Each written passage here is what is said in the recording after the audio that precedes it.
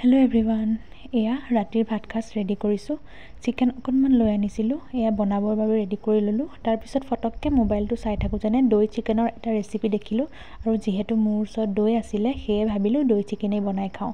ভিডিঅ'টোত দেখুওৱা মতে আৰু ধুনীয়াকৈ মাংসখিনি দৈ দি তাত অকণমান আদা নহৰু পেষ্ট, হালধি, নিমখ আৰু মোৰ ওচৰত যি দুটা মছলা আছিলে, মই যিহেতু মছলা নাখাওঁ সেয়ে মিট মছলা আৰু জিৰা গুড়ি অকণমানেই দি ধুনীয়াকৈ মাংসখিনি মেৰিনেট কৰি আধা ঘণ্টামান ৰেষ্ট কৰিব দিলোঁ। তাৰপিছত বিলাহীখিনি অকণমান সৰু সৰুকৈ কাটি ল'লোঁ। আচলতে এইখিনি মিক্সিত দিলে বেছি ভাল হয়, যিহেতু মোৰ ওচৰত মিক্সি নাই সেয়ে অকণকৈ কাটি ল'লোঁ। তাৰপিছত এয়া তেলত প্ৰথমতে গৰম মছলা কেইটামান ফুটাই লৈ পিঁয়াজ আৰু জলকীয়াখিনি ভাজি ল'লোঁ।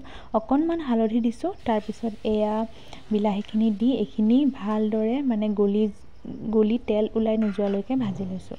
অকণমান টাইম ঢাকনা মাৰি দিয়াৰ পিছত এইখিনি উঠাই লোৱাৰ পিছত এয়া দি দিলোঁ মেৰিনেট কৰি থোৱা মাংসখিনি আৰু আলু দি দিছোঁ। মই আলুটো অপশ্যনেল হয়, কিন্তু মই আলু খাই ভাল পাওঁ মাংসত দিয়া, সেইকাৰণে দি দিছোঁ। তাৰপিছত এয়া অলপ টাইম সিজিবৰ বাবে ঢাকনা মাৰি দিলোঁ। উঠাই লৈ এয়া মাংসখিনি অলপমান সিজিছে। তাৰপিছত অলপ দি দিলোঁ ইয়াতে নিমখ। তাৰপিছত আকৌ এবাৰ ঢাকনা মাৰি সিজিবৰ বাবে দিলোঁ। তাৰপিছত এনেদৰে ঢাকনা মাৰি উঠাই দুবাৰমান দিয়াৰ পিছত মাংসখিনি প্ৰায় সিজি গৈছে আৰু এয়া হৈ গ'ল। ভাত সাজ খাবৰ বাবে কাঁহীখন সজাই ল'লোঁ। আপোনালোকে বনাই চাবচোন এবাৰ এনেকৈ। আজিলৈ আহিলোঁ দেই, বাই।